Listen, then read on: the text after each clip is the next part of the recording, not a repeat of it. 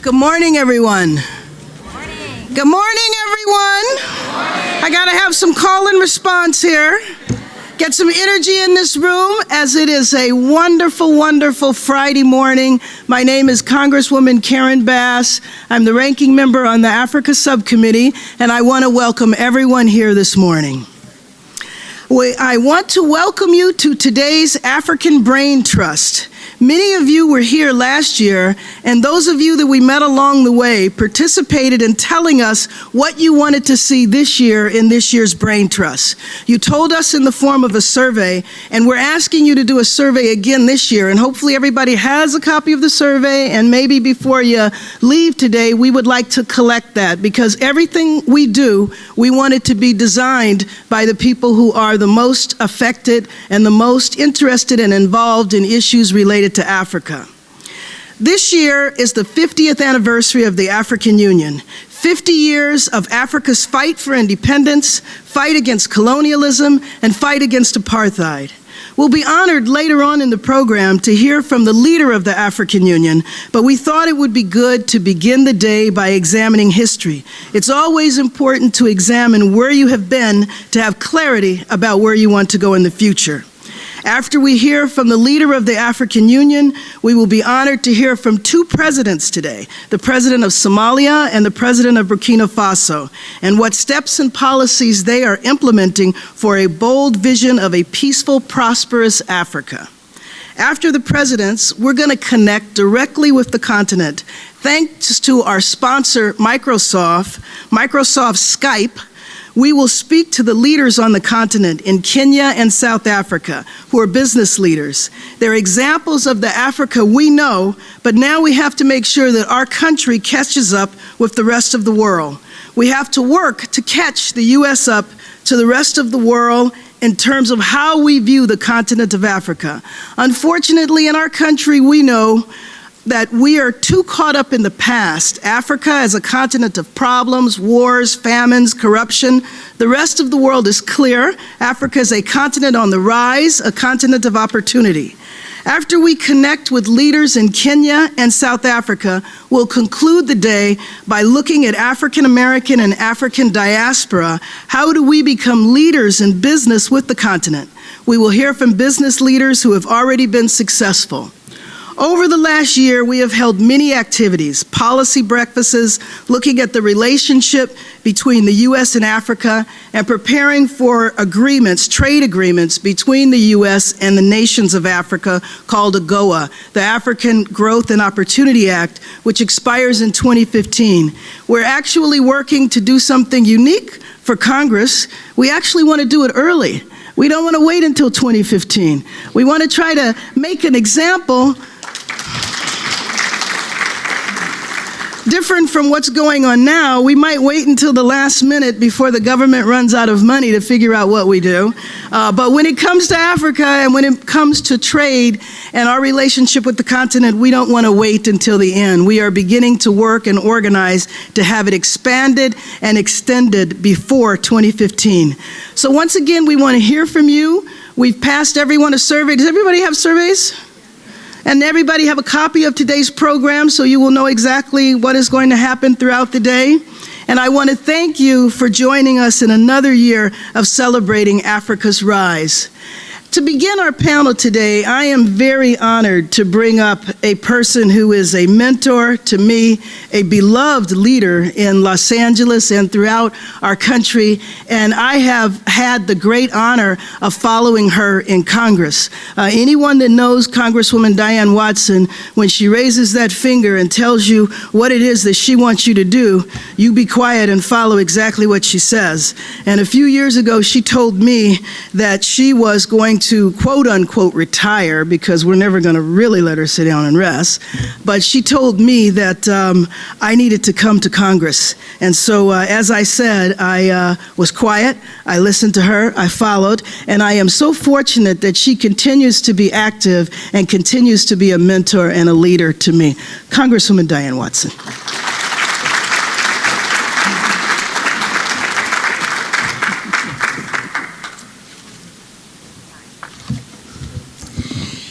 Good morning. Good morning. Did I do a good job? Oh, Let me hear it. It is easy when you lift as you climb, because you know there are capable, effective, intelligent people ready to take the leadership. And what makes me so proud is that our tremendous focus and interest in Africa as the continent is being carried forth by Congresswoman Karen Bass. You heard the rich program that will go all the way in terms of focus to 5 p.m.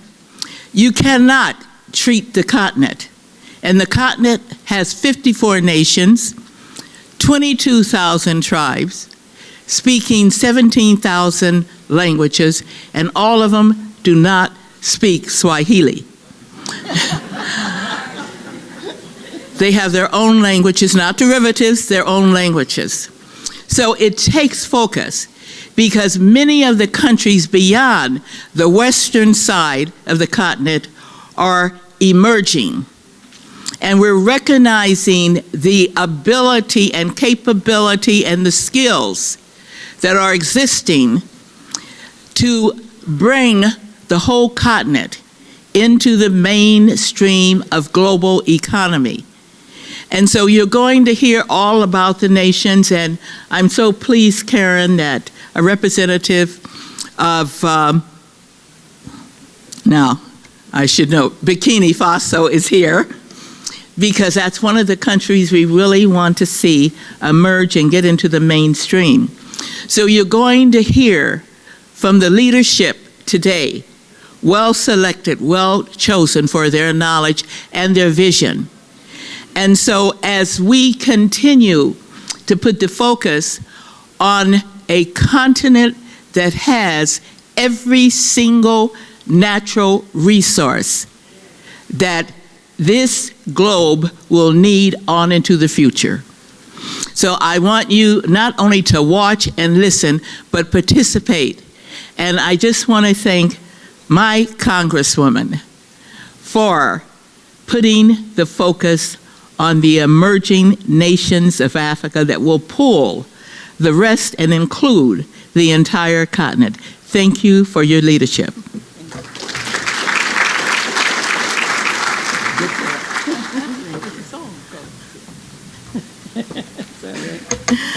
Okay, we want to begin with our first panel, and let me bring up the moderator for that panel, Nicole Lee. I imagine that many of you know Nicole for the work that she has done over the years, heading up Trans-Africa and the role that Trans-Africa has played in organizing the U.S. side of supporting the liberation struggles in Africa. Nicole Lee.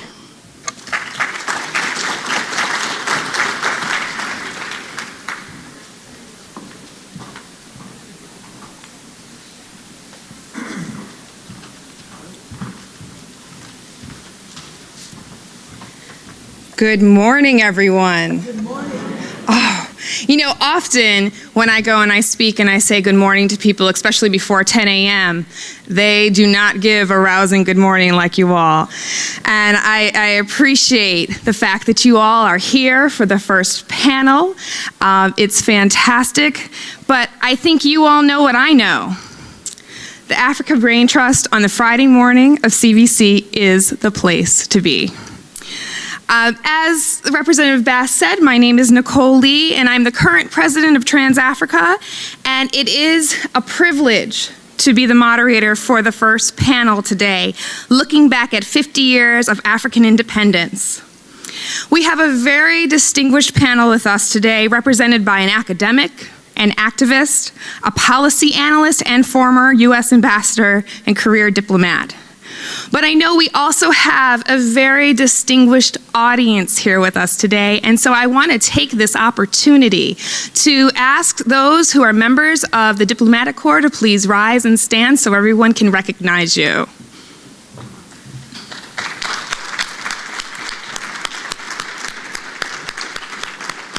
Thank you so much for your participation here today. Before before we begin, I want to share with you a little bit about my organization, Trans Africa. Many of you know we are the nation's oldest African-American organization dedicated to foreign policy.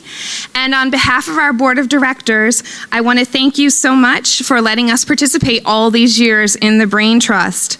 It's always a privilege to be here, especially since we've had the honor of having both the late Donald Payne and Congresswoman Karen Bass sit on our board and help us determine the future of Trans Africa, and that's just been a real honor and a real privilege. I'm also the co-coordinator of what we call the celebration of the life, legacy, and values of Nelson Mandela, appointed by Ambassador Ibrahim Rasool of South Africa. And what that means is right now we are in a process of real celebration and really honoring everything that Nelson Mandela has given, not to just South Africa and not just to the United States, but really to the world. And many of you, if you're from different areas of the United States, you know that we had a 22-city celebration for Nelson Mandela's birthday. It was unprecedented. Cities all across the country, from really LA, Oakland, San Francisco, all the way to cities like Milwaukee, did amazing celebrations. And many of you, I'm sure, are aware that tomorrow, in front of the South African Embassy, there will be an unveiling of a Nelson Mandela statue. So generations and generations from now will see that statue and know what he meant, not just, again, to South Africa, not just to the United States, but really how he changed the course of history for the world. Finally, an administrative note regarding today's program and the question and answer period. I know that many times that's the most robust part of the Brain Trust. After a brief introduction of the panel and the panelists, and I'll do that, each panelist will be offering remarks. Then once those remarks are completed, I will moderate the question and answer session. Those that wish to ask a question, they can have 2 minutes to make a statement, or really we're very interested in questions to get the discussion going. And you see the mics there are 3 mics in the center and on the sides. I will take 3 questions at a time, and then the panelists will respond. And with that said, I'd like to begin. And I'd like to provide just a bit of context. In May of this year, the African Union celebrated 50 years since the founding of the Organization of African Unity. I don't need to remind you that the Africa of 50 years ago is very different of the continent of today. I feel safe in saying there have been major shifts in the social, political, and economic fabric of the continent of a half a century. We have seen leaders come and we have seen leaders go. We have seen nations stumble only to regain their footing and make extraordinary gains, from a greater focus on the rule of law to stronger and more free and fair democracies. And we've seen other nations plagued by deep strife, conflict, and social upheaval. Despite the good and the bad, our interest and focus in Africa has grown stronger and never waned. The intention of this first panel is to take a retrospective look at the continent and to consider some of the history of the past 5 decades. This panel is set up to what will be our headline discussion as the chairperson of the African Union Commission offers her forward look and perspective on where the continent goes from here. Taking a line from Shakespeare's Tempest, the past is prologue. We have seen the prologue to a story that has many chapters and many acts left to unfold. If the last decade is any indicator, what comes next is going to be truly, truly exciting. But before we get there, let's begin our reflection. I would like to introduce our panel. Our first speaker will be Ambassador Joseph Huggins. Ambassador Huggins is a retired career diplomat and is the founder, president, and chief executive officer of the Huggins Group. Next, we will have Dr. Paul Zeleza. Dr. Zeleza is the vice president for academic affairs at Quinnipiac University. And After his presentation, we will hear from Mr. Niakweta. Niakweta is an independent policy researcher and analyst, a democracy campaigner, and he specializes in U.S. foreign policy. Please, Ambassador Huggins.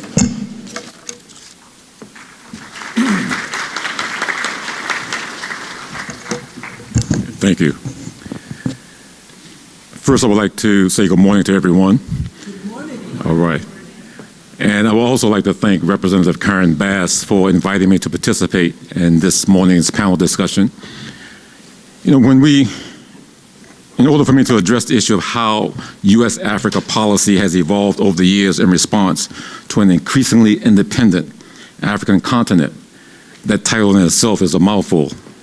I need to break this down into bite-sized pieces. And we were discussing this earlier with the other panel members, and we said being born before Ghana's independence gives us a little insight in terms of looking back at the situation. Prior to Ghana's independence in 1957, there were only two countries in Africa that had never been colonized: Ethiopia and Liberia. Some of you may say that Liberia was under colonial rule of the United States. And that's an issue that we can discuss later. But the point that I'm trying to make is that that Africa really wasn't on the U.S. radar screen. As long as U.S. strategic interests were covered by the colonial powers, we had little to do with Africa in general. But one of the things that forced the U.S. to react and to be focused on Africa was when Soviet leader Nikita Khrushchev put out a policy called the Socialism in Africa Doctrine. And that focused the U.S. to take a look at Africa, because then we moved from communism in Europe and Asia to communism on the African continent. As a matter of fact, you know, because the United States didn't have a Bureau of African Affairs prior to 1958, Africa was handled by the Near East and South Asia Bureau. It wasn't until 1958 that Congress authorized an assistant secretary, and then the Bureau of African Affairs was covered. But back to Khrushchev and the Socialism in the African Doctrine. This was the beginning of the geopolitical chess match that played out over 30 years between the U.S. and Europe against the Soviet Union and its proxy states. During this period, we saw the Soviet Union supplying arms to freedom fighters who really didn't care about the tenets of socialism and communism. They just wanted freedom. To counter the Soviet Union's move, the U.S. government's sub-Saharan Africa policy focused on expanding economic and military aid to the newly independent states of Africa and to prevent them falling under Soviet domination. In East Africa, our policy focused on strategic importance of our military air base in Kagnu, Ethiopia. In Lusophone Africa, we balanced our concern over Portugal's colonial policies in Angola and Mozambique against our desire to negotiate base agreement in the Azores Island. For South Africa, the U.S. had missile and satellite tracking agreements with the apartheid-led South African government, which led to the impetus of the U.S. opposing economic sanctions against that country. I believe that the U.S. was so blinded by the fight to stop the spread of communism that we didn't see that the rising nations of Africa just wanted to be free.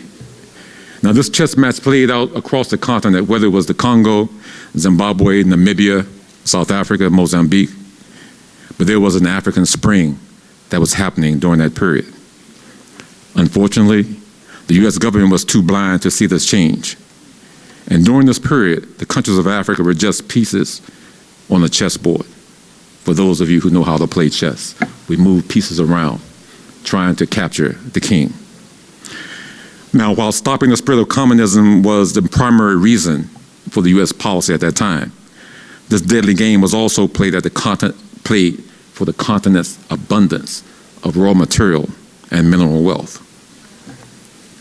There is a very interesting book by Wim Atwood called The Reds and the Blacks that talked about this period.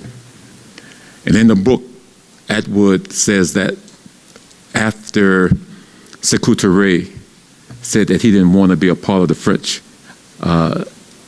movement, not the French movement, but the French Confederation, de Gaulle said, let's take out everything that the French put in during communism, and they did. Touré approached the U.S.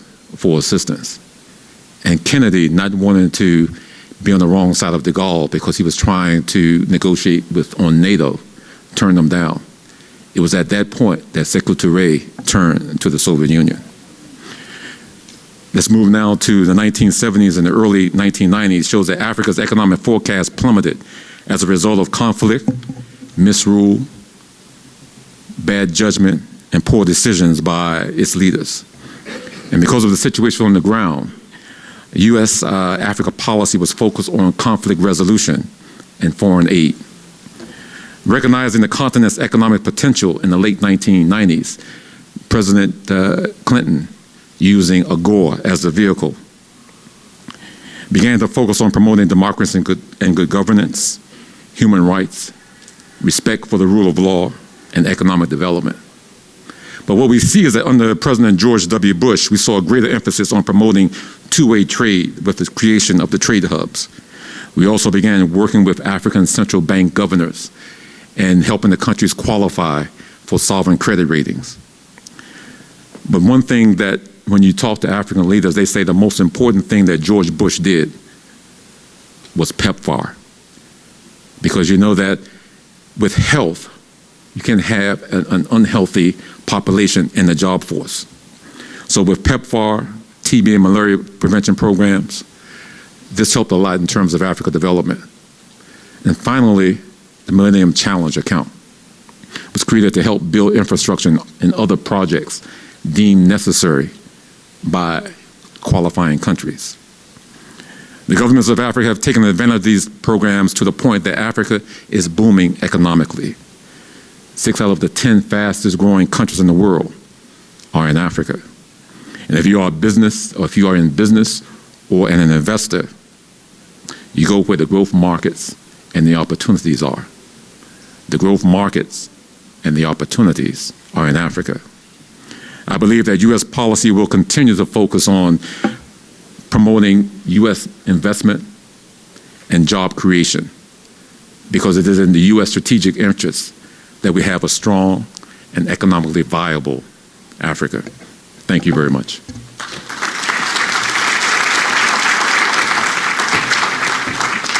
Good morning. First of all, let me also thank Congresswoman Bass for inviting me to come here. I've entitled my brief remarks, African Struggles for Independence and Contemporary Africa. I'm going to do two things. One is to look at the struggles for what some people call the first independence towards decolonization and nation building. And then secondly, look at the struggles for the second independence towards the construction of democratic developmental states.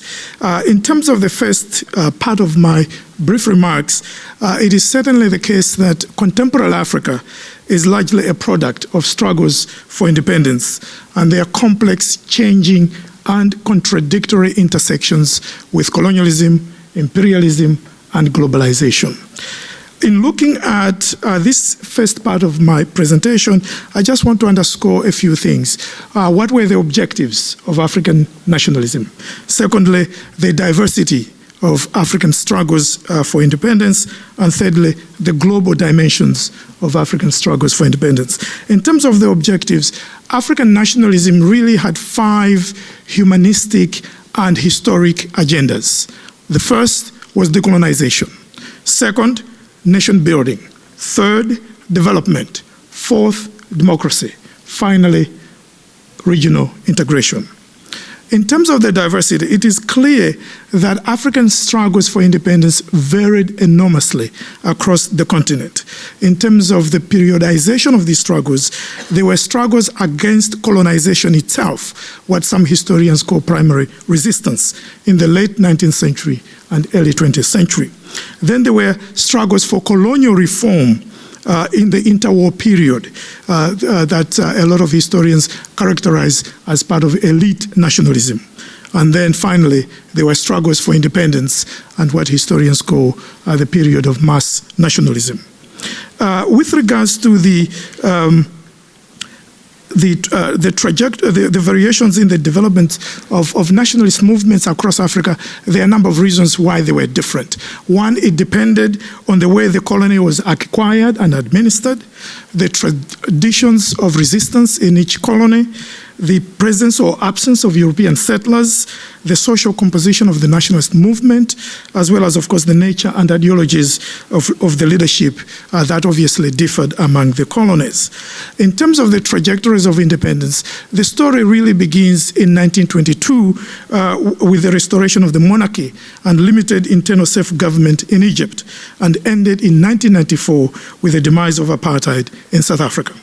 The bulk of independence, of course, was achieved in the 1950s and 1960s, and 1960, as we all know, is often regarded as the year of African independence because 17 countries got independent that year.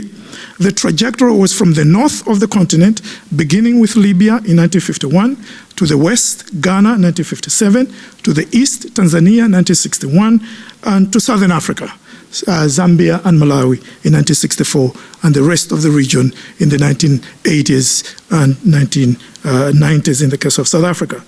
There were relatively peaceful struggles, and of course there were also armed liberation struggles. This depended on two key factors. One, generally the later the decolonization, the more violent the struggle. And secondly, armed liberation struggles tended to occur in settler colonies as compared to non-settler colonies. So the presence or absence of settlers was an important dynamic. And then, of course, in terms of ideologies, there were, of course, secular or religious ideologies that informed these struggles, as well as liberal and socialist ideas. And these led to post-colonial socialist states and capitalist states. The global dimensions, I just want to underscore three. One is the fact that two critical developments during the 20th century really influenced the development of struggles for independence and decolonization. One was the Great Depression, and secondly, the Second World War, which transformed the global economy, but also African societies. Secondly, there was the emergence of the superpowers and the Third World, which again changed the context in which African societies and African countries lived in the world. And finally, there was the role of Pan-Africanism and civil rights struggles in the diaspora, which also framed the context internationally of African struggles. To conclude, in terms of the second part, the struggles for independence, the first struggles, of course, led to decades later to what some people call the struggles for the second independence, that is towards the construction of democratic developmental states. Independence was a great achievement, no doubt, for African peoples, and the decolonization of Africa and Asia was one of the most pivotal events of the 20th century in world history. Since independence, Africa, of course, has undergone massive and uneven changes in its political economies, social and cultural ecologies, and geopolitical engagements that defy the simplistic analysis of the Afro-pessimists or the Afro-optimists. I just want to underscore three things. One, that the development of post-colonial Africa has been extremely uneven. And in my own work, I tend to divide it into three periods. The era of what I call authoritarian developmentalism between 1960 to 1980. Till the mid-1970s, there were relatively rapid rates of growth across Africa, 4.8% overall. However, this hid wide divergences among countries, regions, sectors, genders, and generations. Secondly, the era of neoliberal authoritarianism between 1980 and 2000. This is the era of structural adjustment programs, the lost decades for Africa, in which there was supposed to be a minimalist state and market fundamentalism reigned. And then finally, the era of democratic developmentalism since 2000, during which we have seen a resumption of rapid growth. The struggles for the second independence have been explained in various ways, but because of time, I'm not going to go into that. Perhaps in the conversation, we can do that. But the point is that there are a lot of forces, both internal and external, that explain these changes, as well as, of course, economic and political dynamics that are behind these changes. And, of course, the modalities of transition to the second independence vary enormously across Africa as well. And the visions of what people are fighting for in terms of democracy also varies across the continent, and certainly varies in the thinking of African leaders and African political thinkers. Let me just conclude by noting that these struggles fundamentally for the second independence are really struggles for the construction of democratic developmental states. And the reason for this is that the accelerated struggle for development and democracy have to do with a number of changes that are taking place across the continent in the last 20 years. One is, of course, the acceleration of democratization itself, which is incomplete as a project, deceleration of conflicts, and changing social and demographic trends, population growth. Africa reached 1 billion people in 2010, and it was not until 1998 that Africa's share of the world population reached 13%, what it had been in 1750. This is a massive recovery from the demographic disruptions of the slave trade and colonialism, and rapid urbanization and the growth of the African middle class. And of course, a lot of people capture this by looking at the spread of cell phones. By 2011, there were over 660 million cell phone subscribers, and the number is supposed to rise to 1.2 billion in the next few years. So there's been massive changes in the social structure of Africa. And of course, there have also been shifts in the currents of globalization, the rise of the BRICS, the Great Recession, as well as, of course, the collapse of the Washington Consensus. Africa-China trade, for example, rose from 1.7 billion in 1990 to 10.6 billion in 2000, 115 billion by 2010, and last year it reached 200 billion. And of course, China overtook the US as Africa's largest trading partner in 2009. If you look at Africa-India trade, it rose from 1 billion in 2001 to 46 billion in 2011. Brazil, trade with Africa from 4 billion in 2000 to 27 billion in 2011. So the challenges, however, remain, and the challenges center on inequalities, growing inequalities, and marginalization of whole sections of society, which threatens the sustainability of this growth. Many African countries suffer from some of the highest rates of inequality in the world. Therefore, there is need to align growth with development, encompassing social inclusion, equity, justice, and accountability. This, I would like to submit, is Africa's major challenge for the 21st century, the challenge of constructing sustainable, democratic, developmental states. Thank you. Let me also say good morning. Good morning. Because our time is so constrained, I'd like to use something I was given as a gift from Abuja, Nigeria, which is to say, please consider all courtesies observed. The one exception I will make, of course, is I want to single out Congresswoman Karen Bass, not only for having me on the panel, not only for pulling this together, but I have spent decades walking the streets of Washington and the halls of Congress. And I have to tell you that the people who fight for Africa, none comes bigger than Congresswoman Bass. So thank you very much.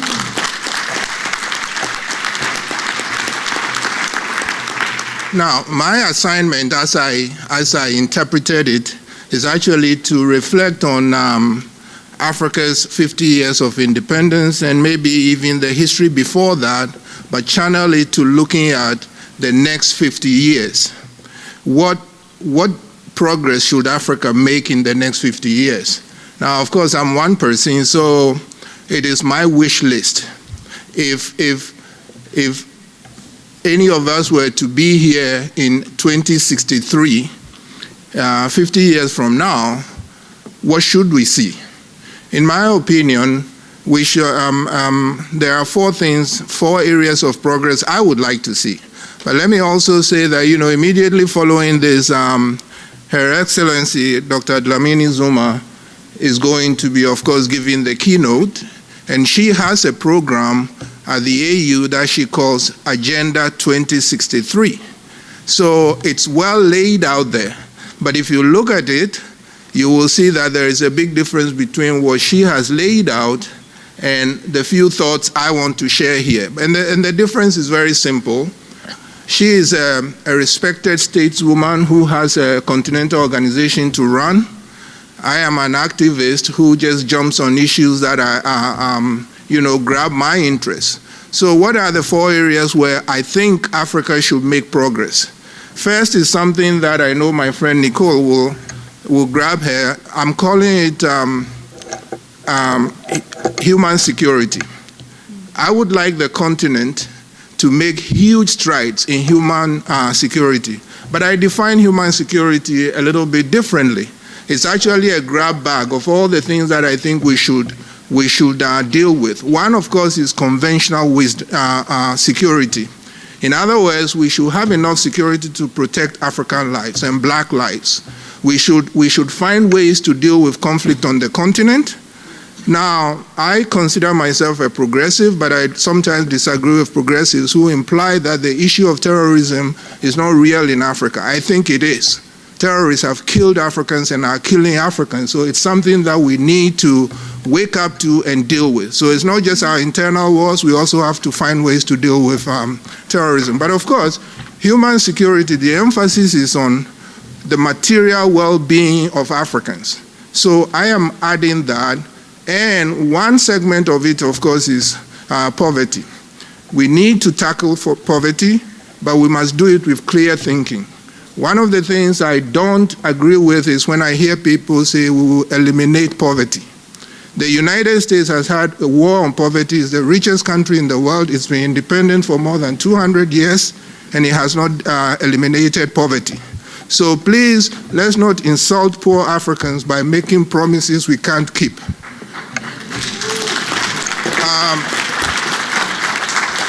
And the other thing, of course, then is conventional economic development. So I throw all that into what I call human security. That's the first area I'd like to see progress, giant strides in the next 50 years. The second area is something I will call social equality.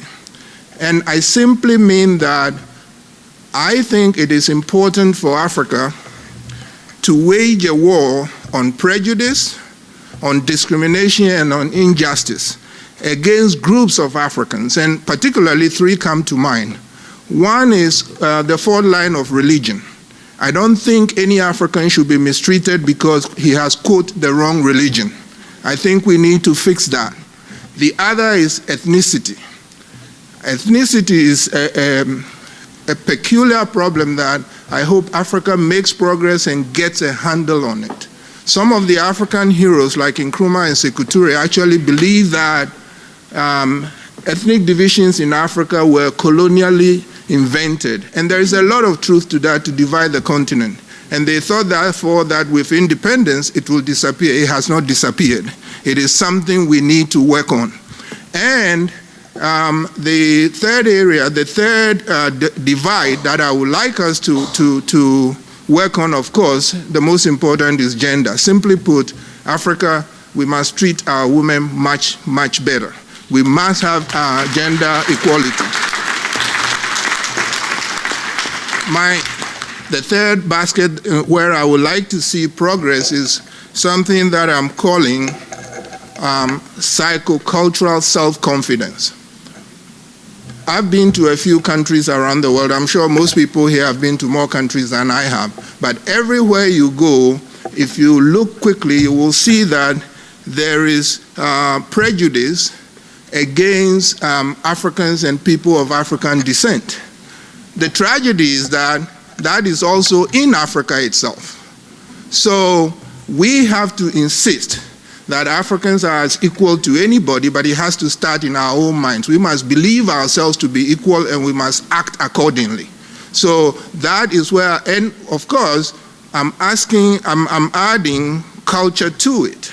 My old boss, Randall Robinson, called it defending the African spirit. So we need to defend that spirit.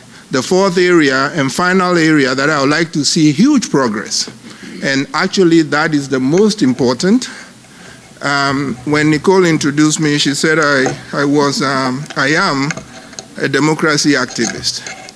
I very much so. I think the most important progress Africa must make is in democracy. All the other areas are important, but I happen to believe that unless we deepen our democracy, none of those things, even if they are achieved, will be sustainable. So it has to be democracy, democracy, democracy. And given what Ambassador Huggins said, and given that we are in Washington, D.C., here is where the U.S. Can help in terms of its policy. I think the U.S. must break its habit of supporting dictatorships across Africa.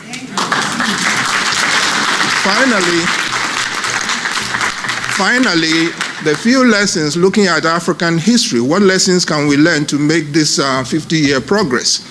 I think if you look at our history, Africa's history after Columbus's mistake has been traumatic. You have to divide it into 4 areas: the devastation of slavery, colonization, then the liberation struggle, and then the 50 years since independence. For me, the lessons that I learned from there are a couple.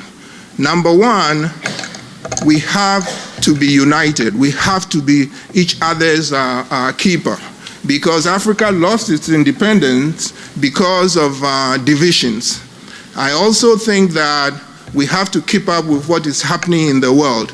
When our attention is lost, the world descends on us, and to the detriment of Africa and black peoples. So I think those are the lessons we need to learn, and I think that is the progress that I would like to see. Thank you very much.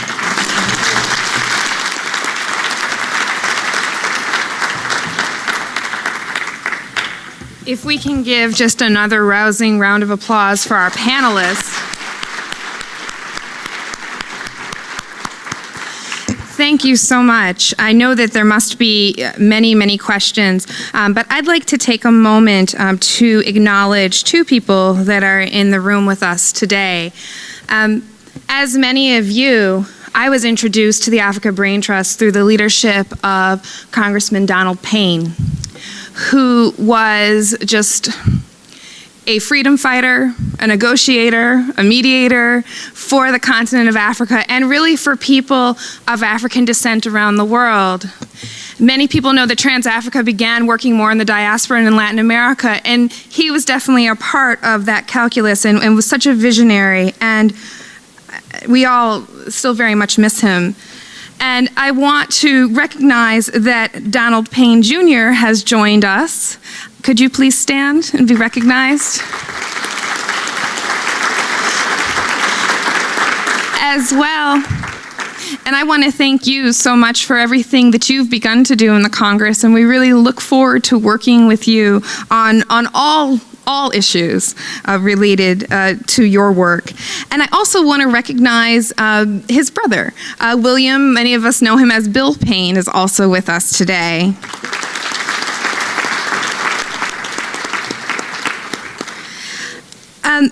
They have created a family foundation, the Donald M. Payne Sr. Global Foundation, and I believe that there's information about this that can be found here. And I just want to encourage all of us to look at the information and support it. I'm very excited that the legacy will continue through both in the Congress and through the work that Congresswoman Karen Bass is doing, but also the family will continue his legacy.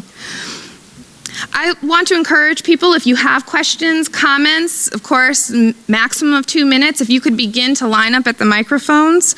I hope it's okay for me to take a little bit of privilege here because so much was said, and I think that it's important to kind of focus in on the matters that we're going to be discussing, not just with the Q&A of this panel, but also all day. we've been talking about democracy and development and how Africa is going to move forward in the future, and we've kind of tried to root that in the history. And as we were talking about development as related to democracy, there are two types of development we're talking about. We're talking about investment for investment purposes, but we're also talking about internal infrastructure development. So, wow, there's a lot of questions. So I'm not even going to take a moment for you to answer my question. Perhaps we can just keep that in the back of our heads as we're moving forward, that, the type of development that we're discussing, as well as marrying that with democracy, what that means. We'll start over here, to the left. To my left, to your right. Good afternoon. Good morning. Can you hear me? Yes. Can everyone hear? Yes. Good morning. Good morning. Good morning. Yes. I'm Juanita Thomas, from New York. I'm the Secretary for the African Unity of Harlem. I'd like to add to this distinguished gentleman. He has, you sir, I can't pronounce your name, I'm sorry. Knee is fine. Okay. Nia Swani, Professor, Doctor. What I'd like to say, I'd like to see Africa identify herself. We are the first people, the first civilization. It is time we claim that. Until we claim it, we're going to have all of the problems that we've had up to this point. And I'd also like to say, like you, I'm sorry that dictators are supported by the United States government. That's what has happened to Africa as well. That's one of our main downfalls. And I'm so sorry that Africa has not started to develop herself, because Africa could develop herself. She does not need outsiders to help her do that. This woman just said, Africa is the richest country on the planet. We have everything that we need, that the world needs. Africa could definitely support herself, defend herself, and develop herself. That's what I'd like to see. Thank you.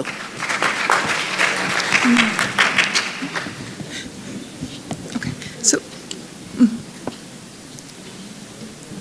Actually, before we continue with questions and answers, I wanted to introduce Bill Payne, who's going to say a few more words about the foundation. okay. Thank you very much, Congresswoman. Thanks very much. I don't want to take up too much time, but a couple of years ago I was here and spoke about my brother after he had passed. And I think many of you obviously did know Donald Payne. It came to the point where he became known as Mr. Africa. And I remember that during his illness, we got calls from Africa, from Thabo Mbeki and many others, to want to know how his friend was doing, etc. My brother often said that the water that separates, the blood that binds us is stronger than the water that separates us. And Donald was one, as you know, who loved Africa, loved to work there. He spent many years going back and forth. We know that he had a tremendous legacy and that his mission is not over yet. We know also that Congresswoman Bass is going to carry on the work, and we're very pleased that she is giving us the opportunity to be here, and we know that she's going to do an incredible work working in this area. But some people came together and said that we cannot let Donald's legacy stop here, that we have to do something. So a number of friends called and contacted us, contacted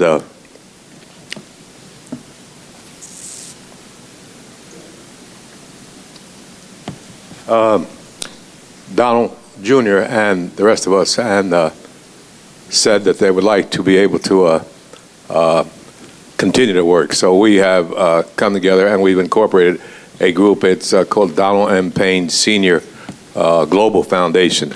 And what we are going to try to do is continue the work that he did. He was a humanitarian, as you know, and we want to be able to help those that are in need, that want to continue the work that he did. So you will be here, and we have, as a matter of fact, we have some young ladies, volunteers, that are passing out just a brief statement about what we're trying to do, and it's some information about this thing. As you can see, it's still difficult for us. He was my brother, but also my best friend. And but we thank you for your anticipated support. Thank you so much, Congresswoman, for that. And we appreciate this opportunity. Thank you.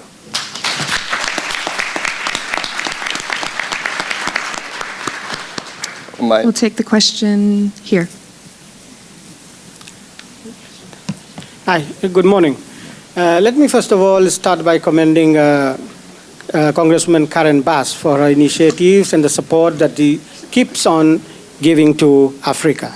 And also to the panelists for your very insightful exposés that you just made now. Now, I will pick up on one of the concluding remarks of one of your speakers.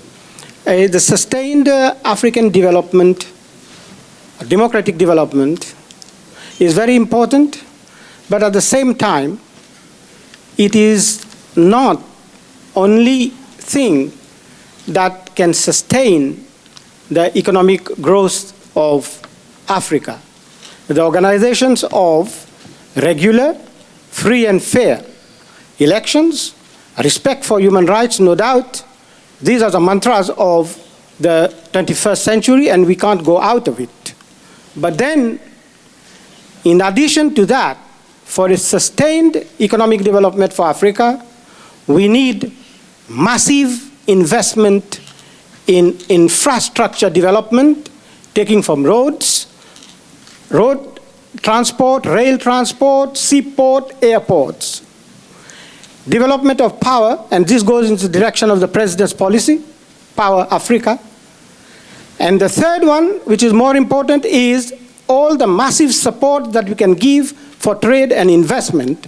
And in this context, we would urge that the African Growth and Opportunity Act, which continues to play a very fundamental and important role and remains a cornerstone in the trade policy between the United States and Sub-Saharan Africa, is renewed immediately and as soon as possible, as has been decided by the African Ministers of Trade or Foreign Affairs recently in Addis, asking for the renewal of AGOA for a minimum of 15 years so as to ascertain predictability and confidence both for investors and the manufacturers and the retailers. Thank you very much. Thank you.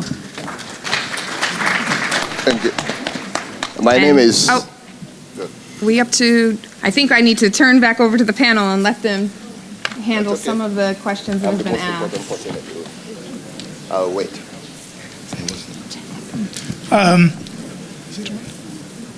Yes.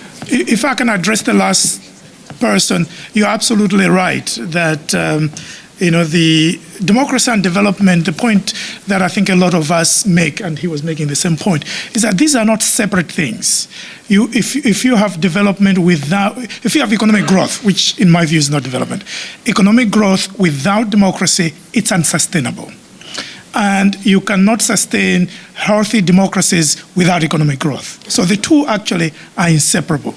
And it is important, therefore, as you rightly put it, for there to be massive investments, not only in infrastructure, in power, but also, of course, in human resources. The story that we hear Africa is going to be sort of the new factor of the world because of its youthful population. If that youthful population is not educated, it will be wasted resource. So investment in human resources is important. And then when you look at investment, it's not simply a question, of course, of foreign investment, but also domestic investment. And there is another part of the investment that we need to be paying a lot of attention to, and that is diaspora investment. The biggest inflow of foreign aid, quote unquote, to Africa is from the African diaspora. It is not the World Bank, it's not the IMF, it's not overseas development assistance. So how do we catalyze, mobilize this huge resource embedded in the African diaspora is also part of that question. Mm-hmm. Any other comments from the panelists before we go back to questions? Okay. My name is Yaya Fanuse. I'm the head of Special Operations Division of the United States of Africa 2017 project. And every time Congressman Payne will see me, he always asks me, how is the 2017 project going on? He was one of our strongest supporters. Let me say this, I don't think my colleagues are in here. If any, please talk to me later on when I go outside so we could have a reunion. Prior to 1967, when I left Africa, one of my important roles was to acquire guns and ammunition for the liberation movement in Africa. So if any of you are in here who are my colleagues, let's talk on how we're going to create, on whether that we don't need to use violence to create the United States of Africa 2017 referendum. We do it peacefully.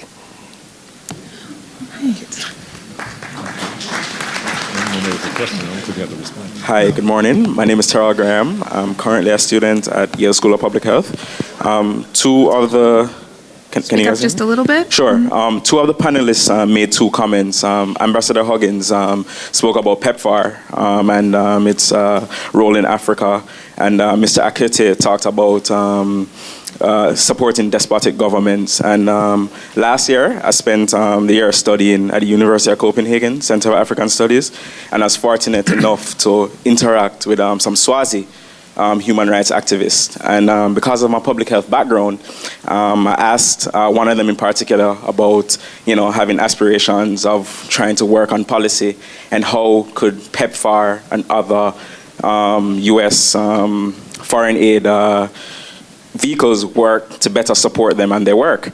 And one of the things that he told me was that, which was surprising to me, was that PEPFAR is not as good of a thing as we here in America might think of it, because what it does is prop up the Swazi government and at the expense of civil, political, and social rights of regular Swazi activists. So could you comment on that for me, please? Thank you. And we'll just take one more question. Yes, my name is Arnold King. I don't know business, consulting business. My question is about what it actually been doing to stop corruption in the past, and if so, how many countries actually had got rid of corruption? Because see, corruption always for everything, economic development, foreign security, everything. Without stop corruption, without strategy to prevent it, then I actually continue the way it is. And also, we need to get some understanding on the regulations to grow a business and build economic development in the foreseeable future, because we don't because actually does not establish regulation and cut taxes on economic development, so that business could be created and people could hire for jobs. Then nobody, there's going to be unemployment and everything else.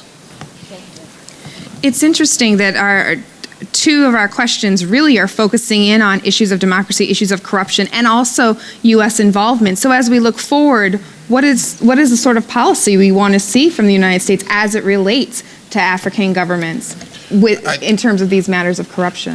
I think, of course, the U.S. has a big role, but I want to emphasize sort of the logic, in my view, of why democracy is so important for development. Of course, Professor Zeleze is right, we need both of them. But I actually, again, being a biased democracy activist, I think democracy has to come first. If they were ministers, I'll say democracy should be the prime minister, the first among equals. And here is the reason, because when you have a democratically governed country, even if it is poor, the people, at least on paper, are supposed to be treated properly, and everybody is supposed to be equal. Now, let me quickly say, there are a lot of people who push back against the idea. So sometimes they will say, oh, democracy is not just elections. No serious democracy activist that I know of or have read of thinks that democracy is elections only. It is a whole set of systems and procedures, and so we have to demand democracy. And one other reason is this: if you have, the more democratic a government is, I believe the less, for instance, corruption you will have. And therefore, I think if you don't focus on democracy and you just keep giving a country aid, it's like pouring water into a leaky bucket. Even the poorest African country, its GDP is much more than the aid that it gets. So if you clean up the democratic system and make sure that the resources of the country are used well, you might not even need all the aid in the first place. So again, call me biased, but I think it has to be democracy first. On the issue of PEPFAR, I I can't speak specifically on Swaziland, but I can speak with confidence on PEPFAR's role in Botswana. I mean, I was there at the beginning of PEPFAR when it was rolled out in Botswana. And Botswana was at that time, had the highest incidence rate in the world. With a population of 1.8 million people, over 30% were infected by HIV/AIDS. Botswana also was a country that provided free antiretrovirals to its population. And so PEPFAR helped supplement that role. You had both PEPFAR and the Bill and Melinda Gates Foundation working in Botswana. But I believe one of the reasons why PEPFAR was so successful in Botswana, you had government leadership on this issue. And I'm not certain of what the government leadership was in Swaziland, and maybe that's why it was a problem, or maybe that's why the person that you spoke to made those comments. But what we saw a sea change in terms of behavioral modification. When I arrived there, no one really wanted to talk about HIV/AIDS and being infected with HIV/AIDS. You had people who were isolated from their families and from their friends because they had HIV/AIDS. But we ran a number of successful programs by reaching out to young people because we felt that if we can catch people with ARVs, they could live a longer life and could have a more productive life in terms of adding to the revenue of the country. And so we saw some changes in terms of people openly talking about ARVs. And I received a call once from someone that said, Mr. Ambassador, I was in a bar once and someone offered a colleague a drink and they said, no, I can't drink because I'm taking my ARVs. All right, that's a sea change because no one wanted to talk about that. And so we started moving away from that, and actually Botswana became a model for some of the other countries. And while people talked about, Uganda and ABC, which is nice, but I don't believe it had the type of leadership, or Botswana's leadership wasn't publicized as much as it should have been at that time. And so we've seen a precipitous drop in the infection rate in that particular country. And also other leaders have spoken to the leaders in Botswana in terms of how they did it. So it takes leadership, both government as well as civil society, to address the HIV/AIDS problem in Africa. Thank you. Let's get another round of questions. Thank you. Good morning. My name is Vivian Lowry Derrick, the Bridges Institute. And I just want to first thank Congresswoman Bass and this panel for something that's really remarkable, because you've given us a really good history of Africa, and you focused also on leadership. So that's my first point. We've talked about heroes and champions. You've talked about leadership in terms of HIV/AIDS, but let's look at leadership more broadly in terms of a Mandela and a Donald Payne and the way that they brought us together. And so it's very important that we think about leadership between both Africa and the U.S. My question focuses on something else that many of the panelists mentioned. First, the role of education. I'd like to hear a little bit more discussion in terms of education, not only as important for democracy and development, but also in helping to build the self-confidence in Africa that some of the panelists mentioned earlier. And then secondly, of course, the importance of women. So I really appreciated me making that point. But women are important in terms of economic development, good governance, anti-corruption, food security. So I'd like to hear a little bit more amplification about both education and women's roles. Thank you. I am Gilbert Mondela from the DRC. DRC is not a poor country. It's a rich country. It's only its people who are poor by design. In my search to find out what's going on here in America, I come across a figure that more than 40 million of African Americans are descended from the Congo Basin. Did you know that? But every 48 minutes in Congo, women are raped.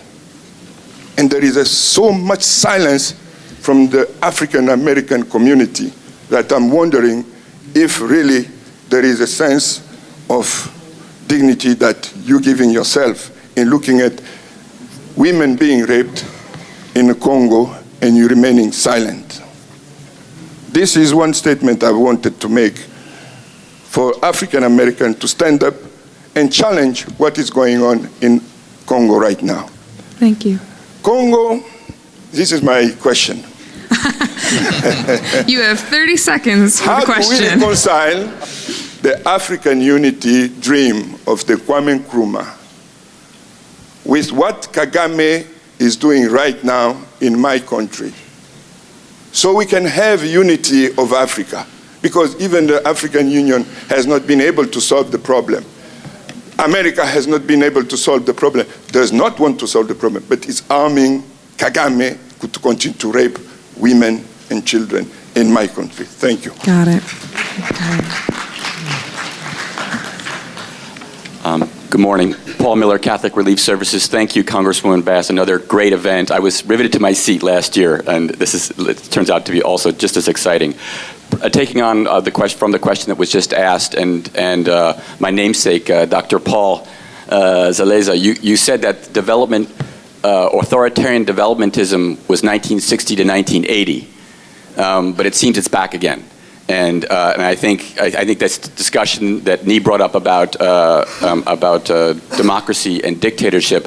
I'd like to hear a little bit more. The United States supports regimes that are not democracies, yet in some cases, at least for their own people, they have delivered some development results. The people who give aid like to see those results in terms of poverty reduction. Yet at the same time, these are not democrats. In fact, they may be making things worse in the region and maybe ultimately in their own countries. China seems to be a model, authoritarian developmentalism, and they're a big actor now in Africa. I think they're doing some good things in Africa too, but I ask the panel, so Dr. Zaleza, history may not repeat, but maybe it rhymes. So tell me, is authoritarian developmentalism coming back? Will we expect to see more like Rwanda and Ethiopia and the U.S. supporting those kinds of regimes because, quote unquote, they get the job done? Mm-hmm.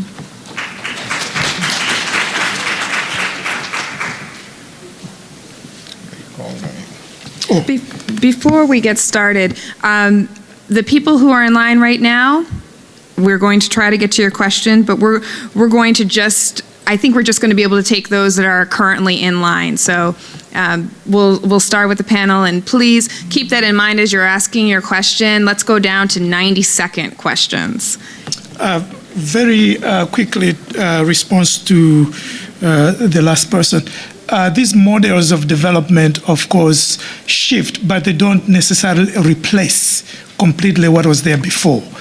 So you have, of course, today elements of authoritarian developmentalism, you have elements of neoliberal developmentalism, but what is happening now, which is historically important, is that there are concerted struggles by civil societies and other parts of the African population for democratic development. That is what is very, very strong as a current. It doesn't mean that the other things are over. And of course, certain forms of foreign engagement are reinforcing some of those retrogressive aspects of Africa's development. Relationship with China, for example, is buffeting up some dictatorships, but also it gives different opportunities for certain business people who challenge authoritarianism. So it's a very complicated story. This is a convenient way for those of us who study African economic history to say, what are some of the distinctive features of different moments? Because we all know that change is taking place. And part of our challenge is to say, what are the things that are changing in terms of the accent? It may not necessarily be in terms of the grammar or in terms of the language itself, but certain things are changing, and what are those changing? And fundamentally, in my view, is that African populations are making struggles. They are tired of growth without development. They are tired of so-called development that does not include democracy. And you see this in every social movement across the continent, from women to environmentalists to youth, and so on and so forth. With regards to the other point about education, I can't agree with you more that education is, of course, one of the greatest challenges of Africa, as well as a great opportunity for the continent. Immediately after independence, a lot of African countries invested heavily in education. All of us are products of that.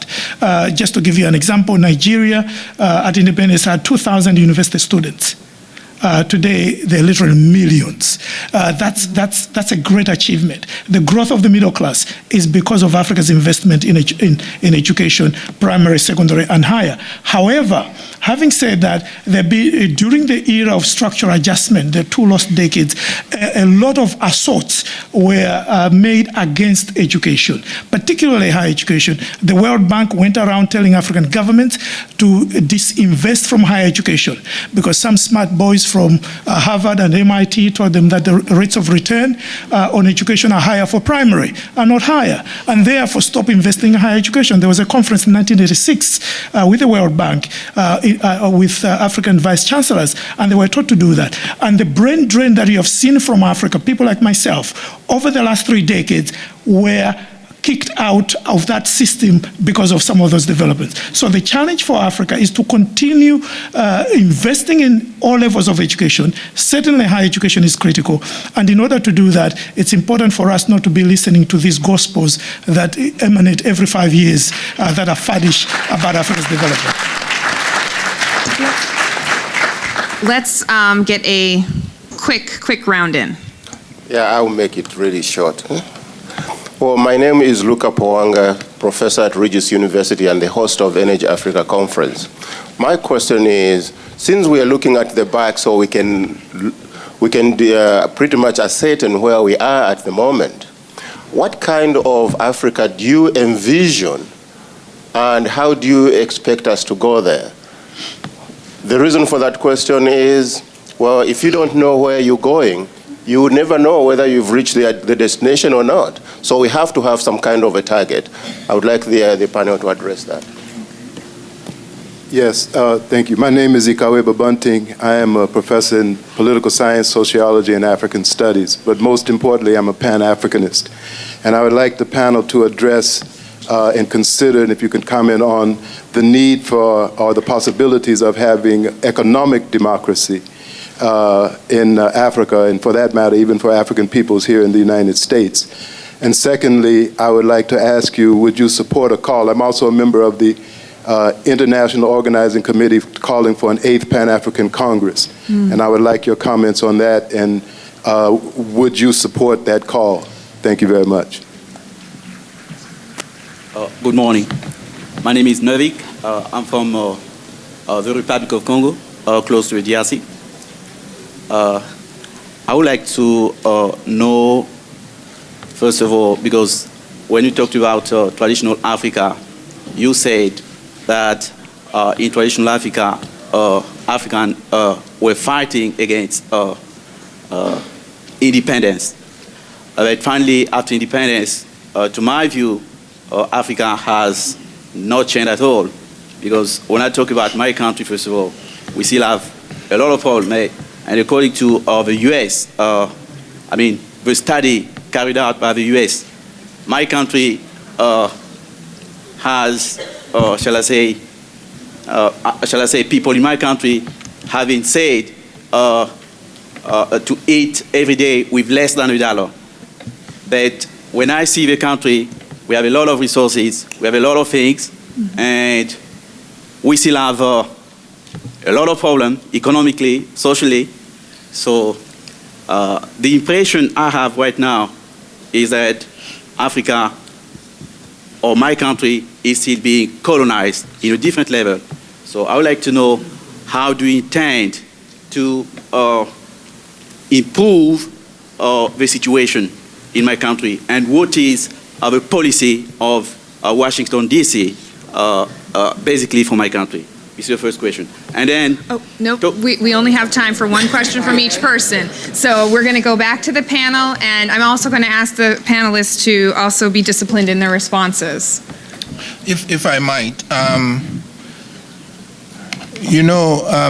I will be disciplined, but if I had the time, I could talk for about the value and the importance and the beauty of democracy for the rest of my life. I just think that is absolutely what you need. For instance, civil society. Civil society flourishes under democracy. So I actually see democracy first as a goal in and of itself, but I also think it is the most sustainable means for achieving all the other goals that we need if you are on the democracy road. And I'm not saying that we should have, say we've completed the democracy project and then look at others simultaneously, but we must know that I think it should be the number, our priority. And quickly, on Vivian's question about education and women, I have to tell you that I go back and forth to Ghana, and one time I was back and I was joking that I was going to create a political party and that my manifesto will be to go back to the Nkrumah era of strong, free education. And all my friends said, if you do that, you will get all the women's votes, because all the women want their children to have great education. And again, I am an example of I'm here for one reason and one reason only, Nkrumah's education policies. Okay. Is there any other feedback from the panel? All right. Hi, Wandra Mitchell, International Development Practitioner. On the question of eliminating poverty or the ability to do so, and on whether Africa has its resources, assuming that those are true, and I think they probably are, then what do we do in addition to promoting democracy? And then finally, on the comment of the person on the global health activities that the U.S. is involved in other countries, yes, there is. And there are incredible downsides to it, and you're absolutely correct. There's fraud, there's an inability to absorb the capacity, and unlike a lot of programs, it needs to be carefully looked at always to make sure that the benefits are outweighing the negatives. Thank you. My name is Abibatu Darami, a concerned citizen from Sierra Leone. I greatly believe that God has blessed Africa with both human, which is manifested right here in this panel, both human and natural resources. And I strongly believe that these natural resources, especially our minerals, because I even remember during our own rebel war in Sierra Leone, the thing that made it got worse because we had mercenaries who wanted our diamonds. What security policies do we have in place to ensure that African resources are more beneficial to we as Africans rather than to the rest of the world, the first world and the mercenaries? Thank you. Hello, good morning. My name is Gus Ololere. I'm with Lodestar Construction. We are a US-based construction company in Charleston, South Carolina, building affordable housing in Rwanda, Uganda, and we also have a contract to do some work with the Zambian government. Over the last 3 years, I've spent almost 2 years in Africa, especially in Zambia. And the big giant elephant in the room is always the Chinese. It's a tough competition when you have to compete with a state-funded company. Very, very tough, especially in bidding circumstances. And what even makes that even worse is when, of course, our government, through the Millennium Challenge, through the USAID and all the like organizations, provide aid, which I think aid is a wonderful thing, but it's not going to solve the problem. I will get to my question. Your question. My concern, though, is that even with these various opportunities of aid that's been provided, the contracts to do work sometimes, most of the time, ends up with the Chinese. I would like to ask I would like to seek the opinion of the panelists here on ways that of advising our government to ensure that the monies that we're giving in aid for projects that has been done in Africa be done by American companies. I want to take that question. One of the issues that I had with the MCC was always that it was U.S. taxpayer money being used to fund the projects, but other countries were winning the contracts. And my proposal has always been that there should be first priority should go to U.S. Companies as well. Now, you talked about China, and it's difficult to compete with China in terms of low cost, low interest, no interest loans. But they come with strings attached, and it's up to African leaders to understand what those strings are. You have to buy Chinese equipment. You have to use Chinese workers, and Chinese workers don't go home. They end up competing for what I call the petit commerçant jobs that Africans themselves should do. So China exports its unemployment problem as well as its prison labor to Africa.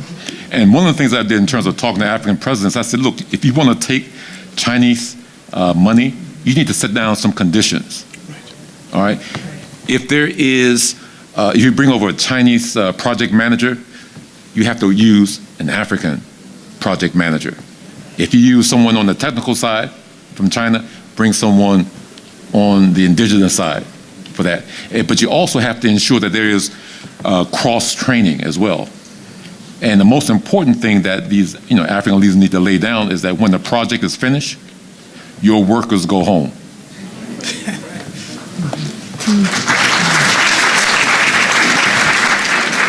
Quickly. Yeah, I just wanted to add on that I think whether it's relations with the Chinese, with the British, with the French, even with the Americans, what is needed is for Africa to be clear of what it wants from those relationships. Because the other people have self-interest. They don't come to Africa for charity. Africa has to be clear what it wants. And sometimes it gets a little tiring to constantly say other people are trying to exploit us. Of course they're trying to exploit us. What are we trying to do in our relationship with those people?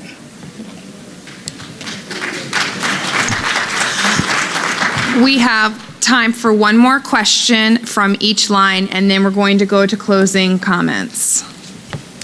Good morning. My name is Kitenge Ngambwa from the DRC. I have two short comments and one question. The first comment has to do with the comment that was made about the Congolese people. The Congolese people are not weak. It's thanks to their resolve that that country is still standing as one today.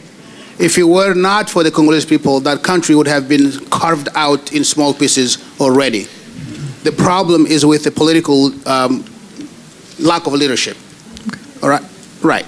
Okay. That's one. Number two, when we talk about education, I'll be very brief, trust me. Number two, when we talk about education, I don't think that the problem has to do so much with investing in education, but it has to do so much with reforming education. To what extent do educational systems in Africa are reflective of problems in the communities in which they exist? Many of the African educational systems continue to function on the basis of the colonial models that were left behind.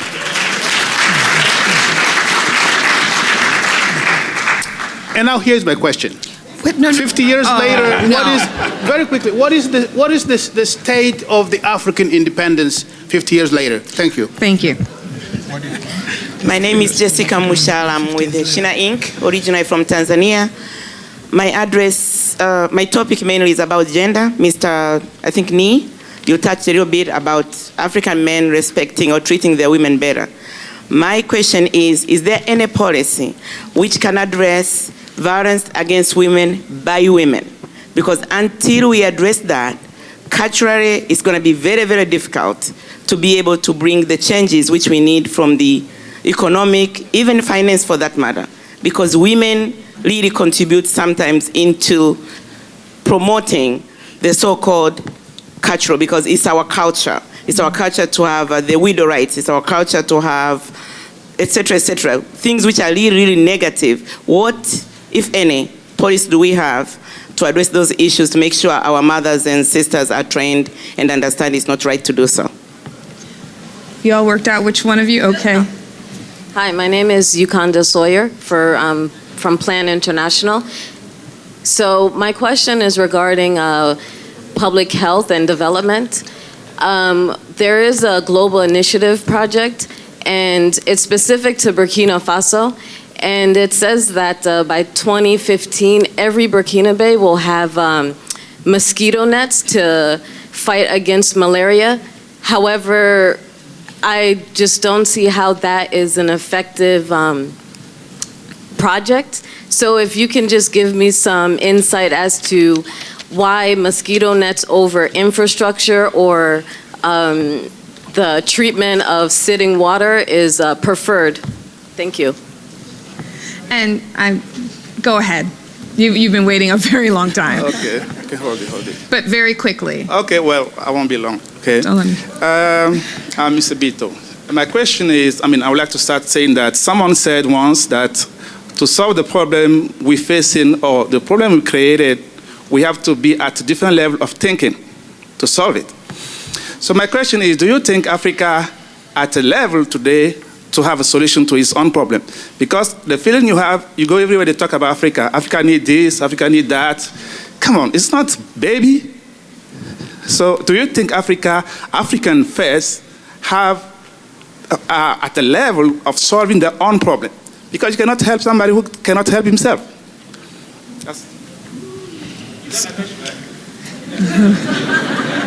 It's at the same level, at the level of taking up its own problem, solving its own problem. And we have issues around gender, the state. Once again, the question we began with, I think, is the question we're going to end with. What is the state of African independence? So I hope all of you will be able to weave all of this into your closing remarks. We will start with Ambassador Huggins. Did you have anything you wanted to share? Yeah. One of the things I've always said is that Africa needs to be proactive in identifying its problems as well as its solutions. The U.S. also has to play a role in Africa's development as well, especially from an economic, democracy, good governance, and human rights point of view. When I look at China, China has always had long-term plans on Africa, going back to the Friendship Palace and soccer stadiums.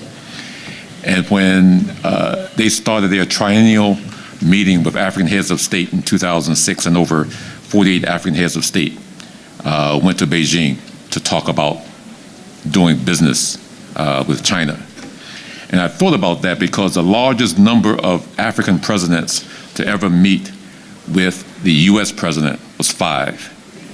And George Bush did that in 2005. If we are really serious about doing business in Africa, then we need to engage with African leadership.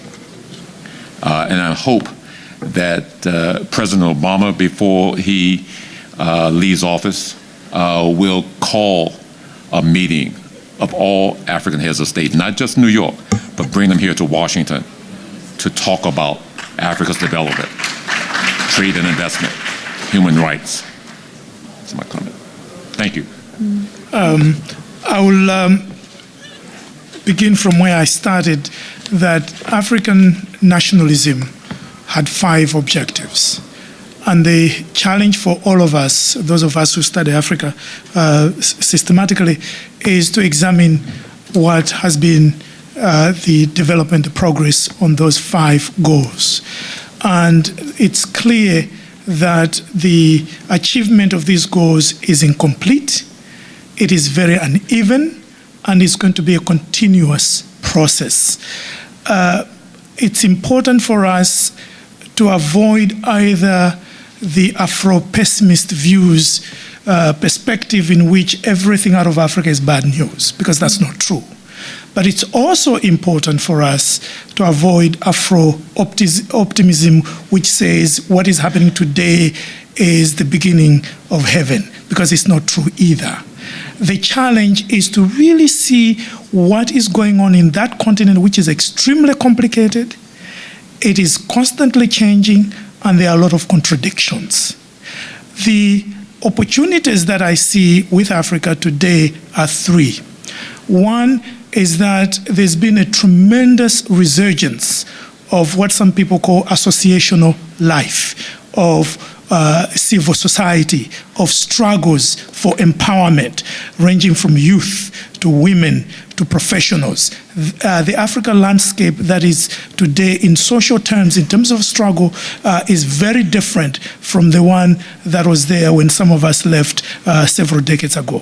And we have to be mindful of that. Secondly, the world political economy is very different today, for better or for worse. And Africa has to insert itself in this shifting global economy as strategically, as carefully, with always its self-interest being the guiding principles. And thirdly, the prospects for Pan-Africanism, I think, are greater today than they were a few decades ago. And by Pan-Africanism, of course, there are different versions of Pan-Africanism, but the possibilities of African diasporas to engage Africa in meaningful ways are probably greater today. And this is, of course, represented by the fact that the African Union in 2004-2003 decided to incorporate the diaspora as the continent's sixth region. The issue becomes, what does that mean? And we in the diaspora, both the historic diaspora as well as the new diaspora, we have to make sure we are engaged in meaningful ways with Africa's discourses, developments, and struggles.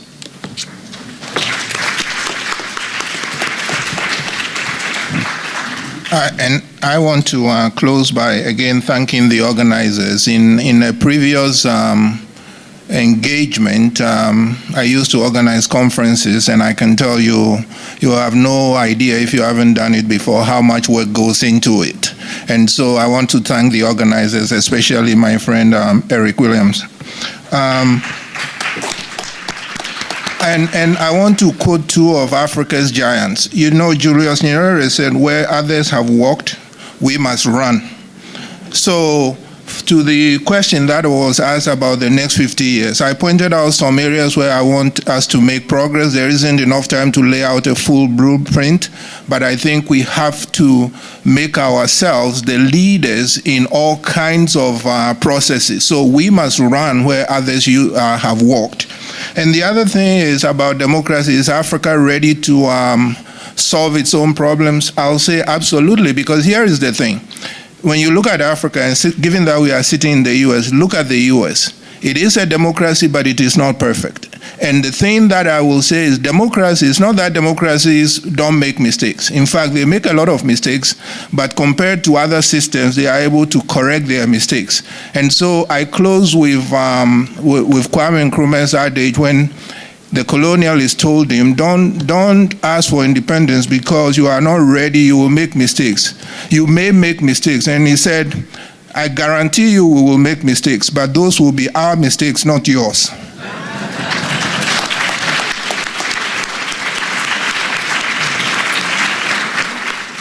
Let me first thank the audience for your insightful comments and your informative questions. We really appreciate it. I'd like to give another round to our distinguished panel. Thank you so much.